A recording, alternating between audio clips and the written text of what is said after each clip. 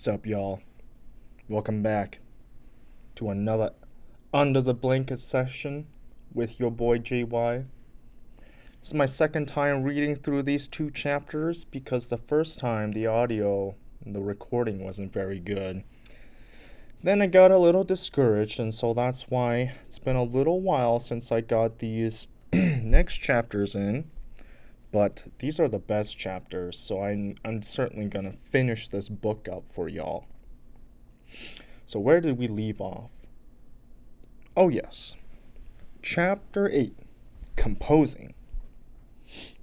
The act of artistic creation of any kind is a process shrouded in mystery, and perhaps nowhere more so than in the realm of purely instrumental music, the kind on which Beethoven's reputation has always rested.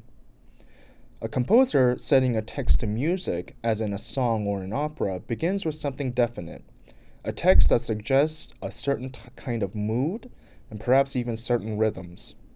A composer writing a sonata, string quartet, or symphony, by contrast, begins with nothing. To all outward appearances, the music comes from nowhere, which is to say, from within. We nevertheless have a good sense of how Beethoven went about composing, thanks to the many sketchbooks he left behind.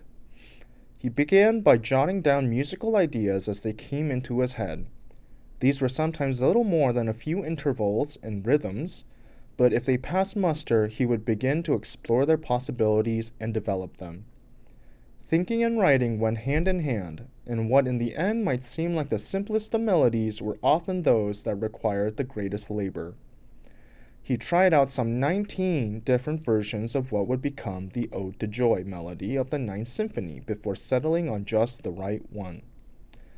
As ideas for a movement or work began to accumulate, he would create what scholars would come to call a continuity draft, a rudimentary roadmap, as it were, of the movement or piece as a whole. When things had gotten far enough, he would transfer the skeletal outline onto proper full-size musical paper and expand the material into a complete score with all its parts. He would then hand the score over to a copyist who would prepare a clean version, which in turn was subjected to further review and revisions by the composer before going off to a publisher to be engraved. So there's a nice picture of Beethoven's study shortly after he died. It's kind of messy. You see, for your audio listeners, basically, it's like an empty seat in front of kind of this 1800s piano off into kind of this messy, unkempt study with an open window out into the rest of the world. Seems like there's a silhouette of a bust on there. Who could it be? Who could it be? Back to Bonds. Beethoven used two different kinds of sketchbooks. The desk sketchbooks stayed at home. These were mostly in oblong format, and he wrote in them in ink. The pocket sketchbooks, by contrast, were small enough to take on walks, and he would typically write on these in in pencil. Paper was relatively expensive, and although he sometimes bought ready-made gatherings of lined music paper, he often assembled sketchbooks himself by sewing together individual leaves of roughly the same size. He took enormous care to preserve them, more care, in fact, than he took with his finished scores once they had been published. He presumably referred to these sketches from time to time, though to what extent he actually did so remains unclear. From the middle of the 19th century down to the present, scholars have devoted countless hours to transcribing and interpreting these sketches. This has been a daunting task, given the composer's notoriously difficult scrawl, compounded by the fact that these sketches were never intended for any eyes other than his own. Through these transcriptions, we can now reconstruct in remarkable detail the genesis and growth of a good many works and watch their creation unfold. Sometimes smoothly, more often not. The sketchbooks preserve many false starts, with perhaps as many as 50 symphonies begun but soon abandoned. The toils so evident in these volumes have certainly reinforced the perception of Beethoven's art as a reflection of his life. They are, as one scholar has observed, artifacts of the struggle. So, nice picture here is you see some sketches on kind of the more lined pages. It doesn't seem like this one's a pocket page, but very messy scrawls. But what you'll notice is that there are tons and tons of scratched out. So right here, these are all scratched out. Probably hard to see. This right here, that's all scratched out, kind of showing that he had a real forward, linear, but messy process. Back to Bonds. Yet something vital is missing from these sketches, what might be called the aha moment. We have a record of the before and after, but not of the moment of inspiration itself. The shift from something perfectly correct to something remarkable, from something inchoate to something formed. The sketches thus remind us of that fuzzy line that divides inspiration from reflection, imagination from the technical craft of composition. It is not enough, after all, to come up with a good melody or a catchy motif. These have to be sustained and developed in some way, for the ear tolerates only so much repetition before a theme outstays its welcome. Parenthesis.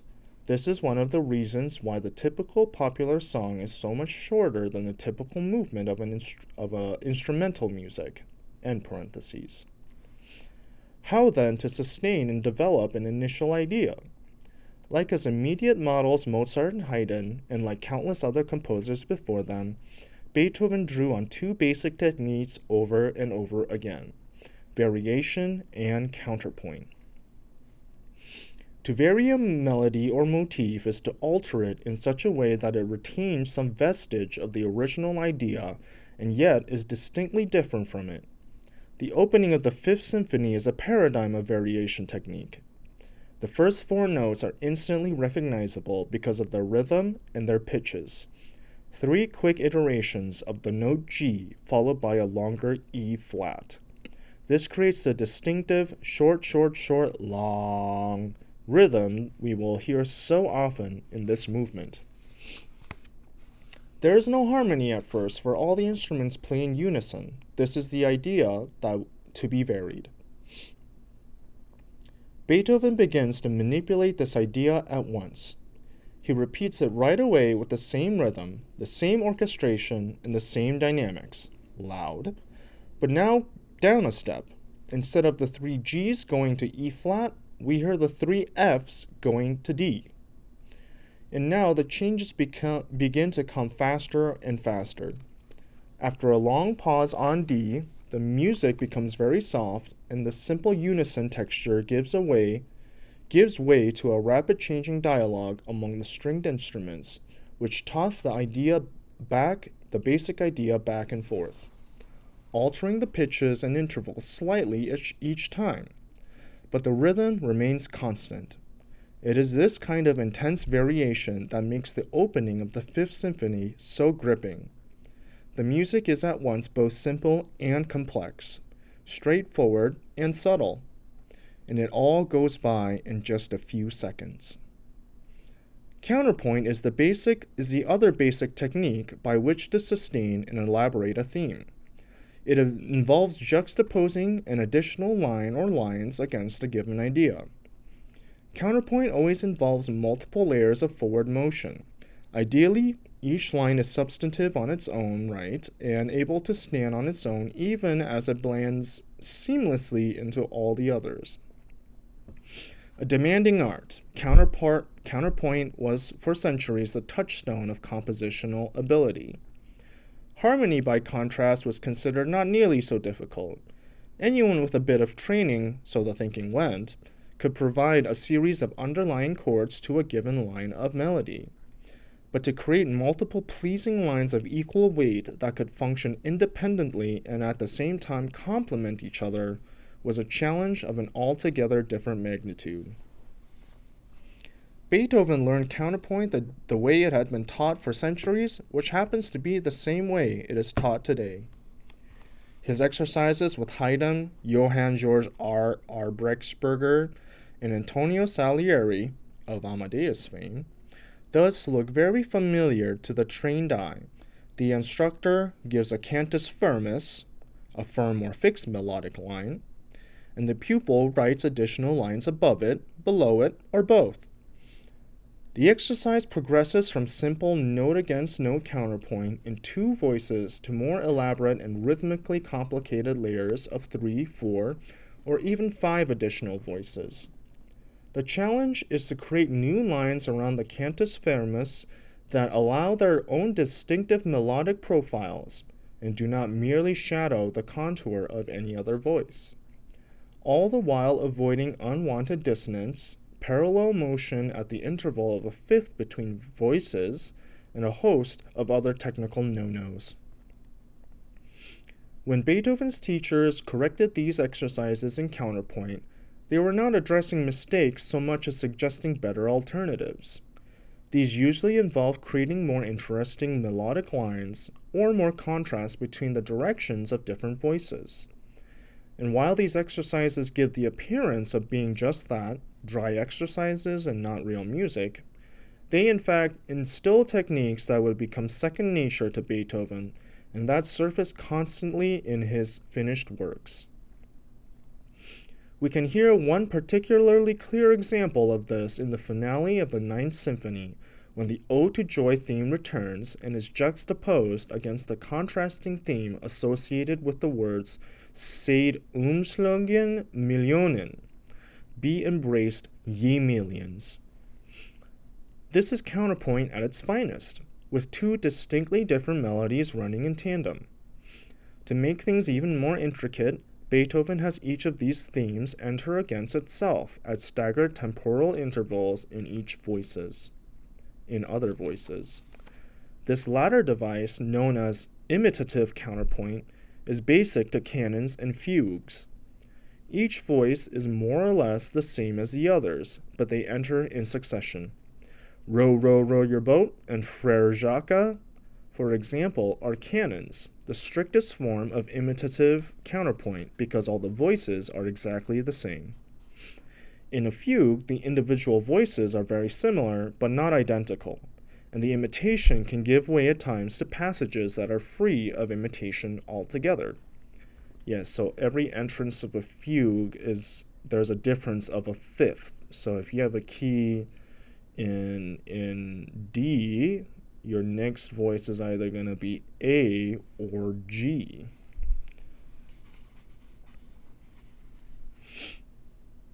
And then there are a bunch of parts in between fugues, these in-betweener sections that seems to kind of go off-road from the fugue, and it's kind of like an exposition. So back to Bonds. Having invented and elaborated a musical idea using the techniques of variation and counterpoint, Beethoven's next task was to expand and integrate the constructed passages into a larger whole. The principles of musical form are really quite simple. Having stated an idea at any length, call it A, a composer has only three choices as to what to do next. Repeat it, A, vary it, A prime, or contrast it against a different idea, B. All musical forms are based on some combination of these three moves. Beethoven drew on a number of inherited large-scale formal conventions. The simplest of these was theme and variations, in which a theme is varied in a series of discrete modular movements.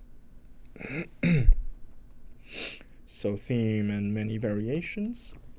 Beethoven wrote variation sets throughout his life, either as standalone works or as movements within a larger cycle such as a sonata, string quartet, or symphony.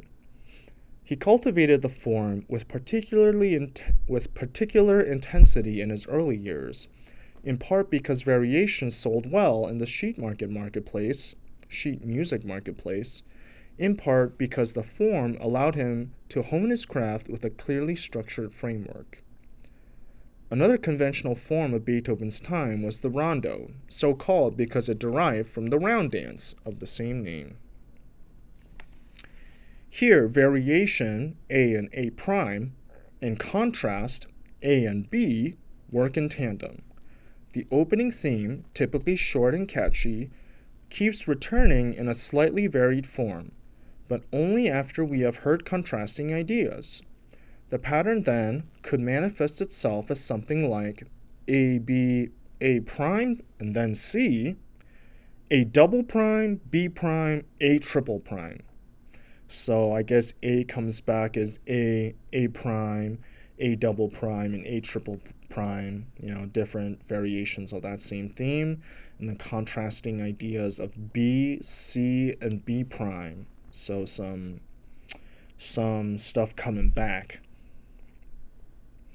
Back to bombs. The rondo was a favorite form of finales, as in the violin concerto, the triple concerto, or the Pathétique sonata for piano, opus 13.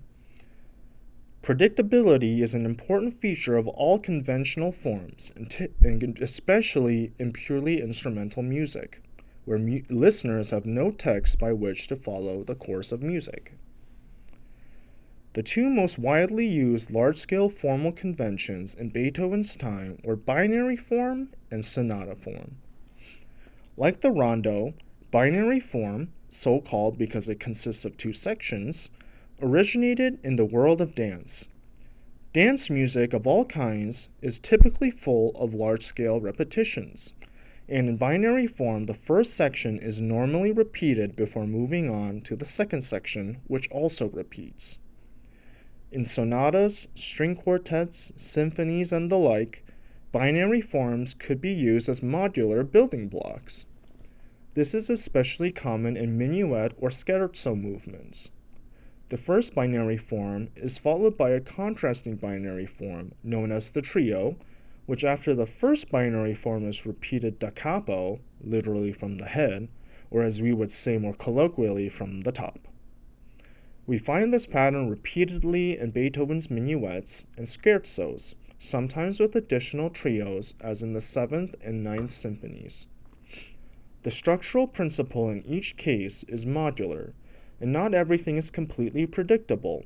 Toward the end of the scherzo in both the 7th and 9th symphonies, what sounds like yet again another return to the trio section is abruptly cut off shortly after it begins. Beethoven knew how to play with listeners' expectations. What would later come to be called sonata form, the most common form for the first movement of any large-scale instrumental work in Beethoven's time, is in effect an extension of binary form. It too consists of two halves. The first is the exposition, in which the movement's principal melodic ideas are introduced or exposed in the tonic or home key. One or more contrasting themes are then introduced in a different but closely related key. This moves to a new key area known as modulation, keeps the music fresh.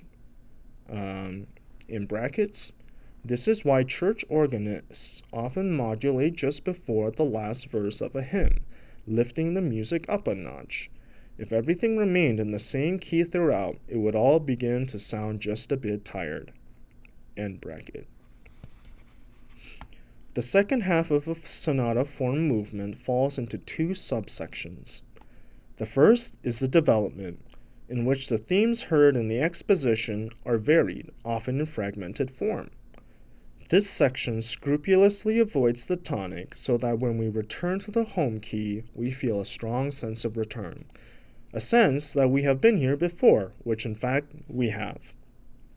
The reiteration of the tonic is typically reinforced by a simultaneous return to the opening theme. This movement marks the beginning of the recapitulation, the second subsection of the movement's second half. Here, the themes we have heard in the related key in the exposition are now transposed to the tonic. Sonata form movements could open with a slow introduction before the beginning of the exposition, and they could conclude with a coda, Italian for tail, after the end of the recapitulation, but these are optional elements that stand outside the basic structure of sonata form itself. Sonata form was a template, not a mold, and composers were free to take liberties within this very broad outline. This scheme worked to the benefit of composers and listeners alike. It gave composers a framework for the large-scale presentation and elaboration of multiple ideas, and it gave listeners a framework of expectations about how a movement's musical events would unfold. In this sense, sonata form is a way of telling a musical story in which the themes are analogous to characters, while the key areas can be thought of as location. So key areas as in the key of the sections, right? We get to know the characters, or themes, on their home turf in the exposition. They experience things away from home in the development, and there is a resolution of some kind when they return home in the recapitulation. This pattern, home, away from home, back home, is basic to a great many stories, both verbal and musical. We can think of The Wizard of Oz, for example, in terms of sonata form. We meet all the characters in the exposition either on the farm, with Dorothy, Hunk, Hickory, Zeke, and Miss Gulch, or not too far away from the farm soon after Dorothy runs away, Professor Marvel. Transported to Oz, the development section, the characters take on new but still recognizable forms. The farmhands morph into the Scarecrow, the Tin Woodsman, and the Cowardly Lion. Miss Gulch becomes the Wicked Witch of the West, and Professor Marvel becomes the Wizard. Back in Kansas at the end, the recapitulation, all the characters, except for Miss Gulch, reappear in their original form. Even Professor Marvel, whom we had not seen in the farm, the tonic, when we first met him, but only away from it in the related key area. He is now incorporated into the home key. As in a sonata form movement, we see the characters or hear the themes in a new light when we encounter them again in the recapitulation. They are the same, but not the same. Sonata form allows for countless permutations, even while remaining recognizable in its general outlines. In Beethoven's Fifth Symphony, for example, we hear something quite startling and unexpected about 2/3 of the way through the first movement. The return of the opening theme, the tonic, tells us that the recapitulation has begun, but the music suddenly comes to a halt and we hear a solo oboe, playing a new mournful theme entirely by itself. The rest of the orchestra falls silent for a brief and highly dramatic moment. This goes against all conventions of sonata form and makes its effect in part for just this reason. We simply do not expect this sort of thing to happen. At the same time, we can still apprehend the larger shape of the movement when the orchestra interrupts the oboe and the recapitulation resumes its expected course. Our experience with the conventions of sonata form enhances the sense of surprise, even while confirming a larger sense of structure once the recapitulation resumes its expected course. There was, however, one important genre during Beethoven's lifetime for which listeners could entertain no expectations of any kind, the fantasia.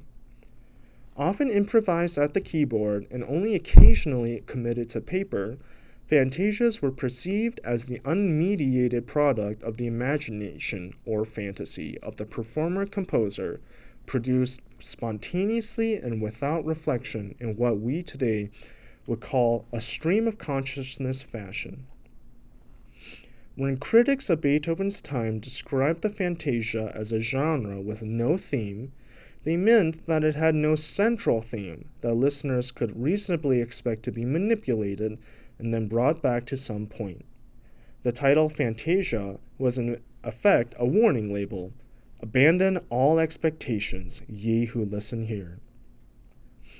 Beethoven was renowned for his abilities to fantasize at the keyboard. Indeed, the occasional concerts he organized typically included an extended solo improvisation. He committed only 2 of these fantasias to paper, one for piano, the Fantasia Opus 77, the other for an ensemble of piano orchestra vocal soloists and chorus, the Choral Fantasy, Opus 80. Neither adheres to any formal convention. Both open with broad flourishes on the piano and move through a variety of moods and fragmentary ideas before landing on a theme that becomes the basis of further variation and improvisation. About midway through the choral fantasy, Beethoven brings in an orchestra that, together with the piano, elaborates the discovered melody still further. The piece concludes with solo voices and chorus declaiming a text on the power of art. Fantasia was equated with inspiration, that magical moment of invention. And Beethoven's contemporaries, including even his detractors, consistently lauded his fantasy. But his detractors accused him of putting it on display to excess. They regarded too much fantasy as detrimental to any composition not labeled as such. Critics recognized the free play of imagination as a necessary starting point for the invention of ideas, but always hastened to add that subjective fantasy needed to be tempered by objective circumspection. Otherwise, a composer's spontaneous ideas ran the risk of becoming incomprehensible. When an early critic called the Eroica Symphony an extended fantasy for orchestra, it was not meant to be a compliment. We have much to learn from critics like this. They remind us that Beethoven challenged the listeners of his time, and that listeners were not used to being challenged. Music criticism would take a new turn in the generation that followed, with the benefit of the doubt going to composers. But this is a new way of listening that had not yet established itself in Beethoven's day. Regardless of genre, the next step in the composition of any new work was to supervise the process of publication. This was a time-consuming and vexatious task, one Beethoven loathed but accepted as a necessary evil. He reviewed and corrected proofs of the publisher's score, often berating engravers for their mistakes. Nor was the process necessarily over once a publisher had issued a work. Beethoven lived at a time when new technologies were beginning to allow composers to indicate exactly how fast their music should be performed. Generations of his predecessors had made do with fairly broad designations, usually in Italian, that designated a mood as much as a speed, such as allegro, lively and fast, presto, very fast, andante, a walking pace, adagio, slow, or lento, very slow. But how fast is fast? How slow is slow? Johann Nepomuk Malzel, a personal friend of the composer, helped perfect the metronome, a new device that would measure beats per minute with a fair degree of exactitude. Beethoven liked the idea and proceeded to add metronome markings to at least some of his works already in circulation, including his first 8 symphonies and a number of string quartets. Oddly, he provided markings for only one of his piano sonatas, Opus 106, the Hammerklavier, and these strike many performers today as impossibly fast. Other metronome indications have come down through the memory of his pupil and associate Carl Czerny. But original editions, even those approved and revised by the composer, are still not the last word. Mistakes, ambiguities, inconsistencies, and conflicting readings among relevant sources have generated the need for carefully edited modern editions. Scholars today are now in the process of producing a complete set of Beethoven's works that reconciles such discrepancies. The most recent edition of the Fifth Symphony, for example, is based on a variety of different and often conflicting sources, the most important of which are the composer's autograph score, itself full of Beethoven's own corrections and additions, the set of parts used for the first performance, also with Beethoven's corrections and changes, a copyist manuscript of the score, again with similar changes in the composer's hand, correspondence with Breitkopf and Hartel, the original publisher, and the first publication itself, issued in orchestral parts in April 1809. Weighing all these sources against each other is a painstaking process, but the end result is a score that reflects the composer's intentions as can best be determined. Beethoven would no doubt be amazed and gratified by the care with which such additions are made today. Fantastic. Chapter 9. Early, Middle, Late. Critics and historians have long divided Beethoven's music onto three stylistic periods: early, middle, and late, in an attempt to trace the trajectory of his output in its broadest terms. This tripartite scheme has its advantages and limitations, for it shapes how we hear the music in ways that are sometimes helpful, sometimes not. The dividing lines that separate the three periods have varied considerably over the years. This in itself is a good reminder of their inherently arbitrary nature. The consensus nowadays aligns them with two major moments of crisis in the composer's life, the first coinciding with the Heiligenstadt Testament in the late 1802, the second with the end of the affair with the immortal beloved, late 1812, which led to a temporary decline in both the quantity and quality of music produced over the next 2 years.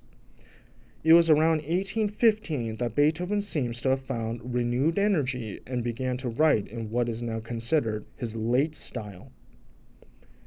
In the world of the arts, a tripartite division of this kind is scarcely unique to Beethoven, for it reflects a stock progression from youth, learning, to maturity, full powers, to old age, transcendence or decline.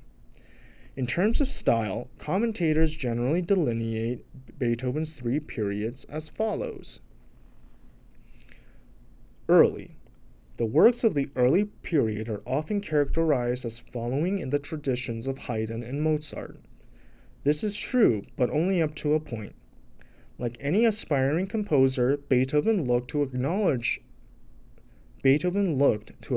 masters for his models, and he cultivated the formal and harmonic language of what is often called the classical style.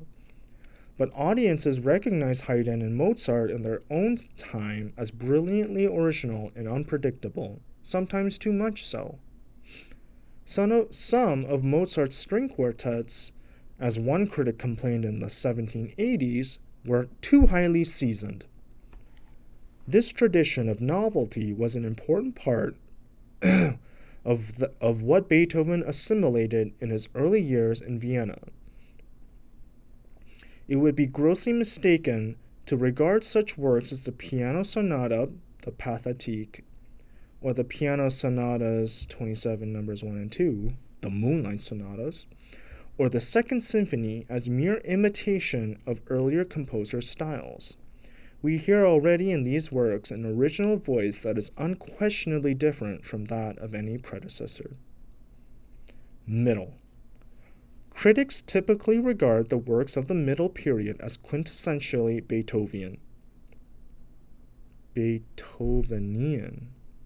Beethovenian, for they reflect the composer's move beyond the early style, but do not yet bear the distinctive, and for some problematic, elements of the late style.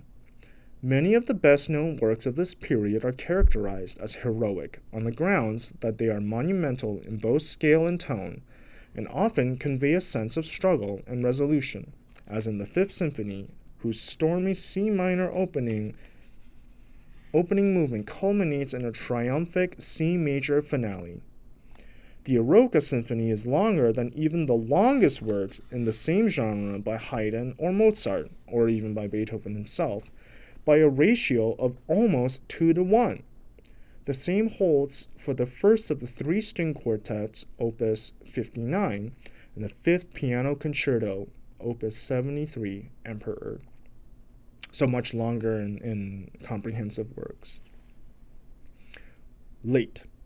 The late works are often perceived to reflect Beethoven's increasing isolation from society during the last decade of his life. Critics hear a heightened degree of introspection in his music, particularly when compared with the heroic works of the previous decade. The Ninth Symphony is a notable exception. Works of the late style adopt radically new forms and explore extremes of dimensions. The quartet in C-sharp minor, Opus 131, for example, opens with an extended fugue instead of the expected movement in sonata form, and consists of 7 movements rather than the usual 4. 2 of these movements, moreover, are extremely brief. Beyond this, Beethoven calls for all 7 movements to be played in one continuous sequence, without any breaks between them. Here, and in other late works, the tone is also different. At times, it is difficult to tell whether Beethoven intends for us to take particular passages seriously, or as a joke, or as both at once.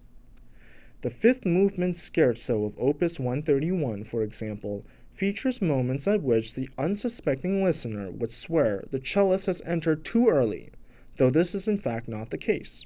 The music sounds wrong on purpose. For all the necessary caveats, there is ample music evidence to support this broad construct of 3 periods. The 6 quartets represented roughly equally in each of the 3 periods, the string quartets represented roughly equally in each of the 3 periods, 6 early, 5 middle, 5 late, provide a good basis of comparison. If we begin with the extremes, we can see obvious differences between the early and late works of this genre. The 6 quartets of Opus 18 follow the standard 4-movement format inherited from Haydn and Mozart, and stay squarely within the conventional harmonic idiom of the day. Indeed, there is nothing in Opus 18 as harmonically daring as the slow introduction of Mozart's Dissonance Quartet in C major, K465, though Beethoven makes an attempt in that direction in the finale of Opus 18 No. 6, marked La Melancolia. In terms of the formal design of individual movements, moreover, Haydn's Opus 76 quartets, published in 1799, are on the whole far more unconventional than Beethoven's Opus 18 quartets. The first movement of Opus 76 No. 5 defies all formal categories in its deeply moving slow movement marked Largo Cantabile e Mesto, extremely slow, lyrical, and sad, is in the remarkable key of F sharp major. The second movement, Fantasia of Opus 76 No. 6, in turn includes daring modulations, and the first movement of the same work prevents a set of variations in which the theme itself scarcely changes, only the voices around it. So this is that was a lot of words, basically saying that, even though it seems like in the early periods that Beethoven was following in the footsteps of Mozart and Haydn, they're basically pointing out that towards the end of Mozart and Haydn's lives, they too were kind of stretching beyond the classical, quote-unquote classical style of music. So, yeah, basically saying, it's really arbitrary. Mozart and Haydn weren't all the nice classical stuff. They were developing their music just as much as Beethoven was. And so sometimes Beethoven's early stuff sounded kind of like Haydn's main stuff, not like Haydn's late stuff, Back to Bonds. Beethoven's Opus 59 string quartets of 1808, on the other hand, occupy a very different musical world. The first of the three in this set is the chamber music counterpart to the Eroica Symphony, with a first movement of unprecedented dimension and textural complexity. Like the Eroica, it incorporates a fugato, an extended section with thematic imitations between the voices in the manner of a fugue, in an overarching sense of struggle that culminates in a triumphal restatement of what at first has seemed to be a relatively modest opening theme. The middle period quartets also make technical demands of a kind string players had rarely, if ever, encountered. Opus 74, known as the harp because of the repeated plucking figures in the first movement, includes devilishly difficult passages not only for the first violinist, but for the three other players as well. And musicians who follow the composer's metronome markings for the fugue that concludes Opus 59 No. 3 face considerable challenges indeed.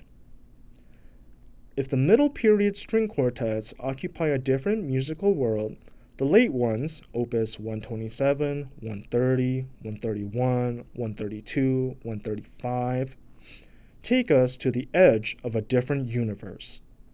Two of them, Opuses 127 and 135, conform to the standard four-movement pattern, but the other three follow trajectories that are completely sui generis. So basically, I think that means with no precedent, basically. And even the four-movement works are unconventional in their own way. Critics have often described the opening movement of Opus 127, for example, as floating. The music moves back and forth between a bold, fanfare-like figure and a lyrical theme, and the movement as a whole lacks the forward drive so typical of middle period works. The texture is also profoundly polyphonic, with an unprecedented independence among the voices. This, too, is a typical feature of late-style works. In one of the conversation books, Beethoven's brother Johann tells the composer after one performance of the work that the interweaving of the four instruments is so rich, quote, is so rich that one is fully occupied just observing a single voice. Therefore, each listener wished that he could hear the quartet 4 times, end quote. The six-movement string quartet Opus 130 is even more unconventional.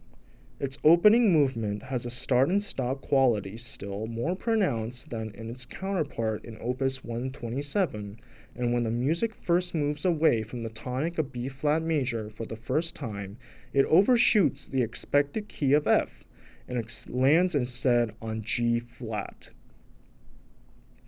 Even those who think they might not be able to discern such an unconventional move will sense that something is slightly off at this point. The second movement scherzo goes by so quickly, it typically runs under 2 minutes in performance, that its abrupt ending comes as a surprise. More extraordinary still is the fifth movement, marked cavatina, a term that up to this point had been reserved for small-scale arias of an introspective character. Introspective indeed. In simulating a soprano overcome by tears, the first violin seems to gasp for breath at one point. Beethoven marks the passage beklemmt, literally caught in a vice. And the melody, when performed this way, sounds very much like that of an operatic heroine who is so emotionally devastated that she is gasping for breath, unable to project her voice in all its fullness. Here the composer asks for dramatic realism in place of beauty. Violinists, trained to create beautiful tone, often struggle to make the movement sound as labored as it should. This kind of raw, realistic emotion was something new in instrumental music. Beauty was no longer the primary consideration. And when we come to the finale, which is perhaps the essence of the late style, and then we come to the finale, which is perhaps the essence of the late style. Instead of the sense of inevitability so often perceived in the heroic works of the middle period, the performers have a choice of two entirely different endings. The original finale is an enormous fugue substantially longer than any of the quartet's previous movements. Critics have likened it to J.S. Bach's The Art of Fugue because of its almost encyclopedic application of contrapuntal devices, some of them quite arcane. Beethoven called it cantate libre, cantate recherché, at times free, at times recherché, in the full sense of that word, researched, artificial, arcane, and obscure. This movement, later published separately as the Grosse Fugue or Great Fugue, Opus 133, can be as exhausting to listen to as it is to perform. When the publisher Artaria suggested that Beethoven write a different finale and offered him an additional sum, the composer agreed, in part because he too must have recognized that the fugal finale threatened to overwhelm the rest of the work. But he had known full well what he was doing when he had written the original finale, and the publisher's offer gave him the opportunity to demonstrate that two completely different endings to the same work could be equally satisfying, each in its own way. The substitute finale is a light, lively, and much shorter movement, one filled with the rhythms of a country dance. Which is better? Fortunately, we do not have to decide. Quartets today perform the work both ways, sometimes with the original fugue, sometimes with the substitute finale. In short, the late style is characterized by an exploration of musical extremes of dimension and proportion, very long and very short movements juxtaposed, of texture, with a particular emphasis on counterpoint and especially fugue, of harmony, both local and long range, and of tone, serious or playful or both at the same time. So let me read that without the brackets. In short, the late style is characterized by an exploration of musical extremes of dimension and proportion, of texture, of harmony, and of tone. The early, middle, late division is not without its problems, however. Each of these periods is a construct, an imagined category that does not always align with the works of the period in question. Critics have from time to time modified these lines of demarcation, proposing additional style periods or subdivisions of the standard three. But even these modifications cannot explain why a late work, such as the Ninth Symphony, in which Beethoven refers to the heroic tone of his middle period, in which struggle leads to a moment of crisis at the beginning of the finale and resolution with the introduction of the voices and the Ode to Joy theme. Yet to say that it reverts is to suggest that the work represents a backward step, which in 100 other ways is most assuredly not. The tripartite scheme also shapes the way we hear the music, and not always to its or our advantage. In the case of the early period in particular, we are inclined to listen, probably unconsciously, to what these works are not. Not yet the fate-by-the-throat-grabbing Beethoven, not yet the product of a composer determined to go his own way, conventions be damned. His contemporaries heard this music quite differently. One early reviewer of the Piano Trio's Opus 1 expressed regret that, quote, out of an evident desire to be entirely new, Beethoven is not infrequently incomprehensible, incoherent, and opaque, end quote. Another critic reviewing the Violin Sonatas Opus 12 decried the composer's, quote, bizarre, overly learned, and arduous manner of writing, end quote. These are works written supposedly in the shadow of Mozart and Haydn, yet the vocabulary used to describe them when they first appeared is no different from that which critics would be using a quarter century later in talking about his works of the late period. Ears change.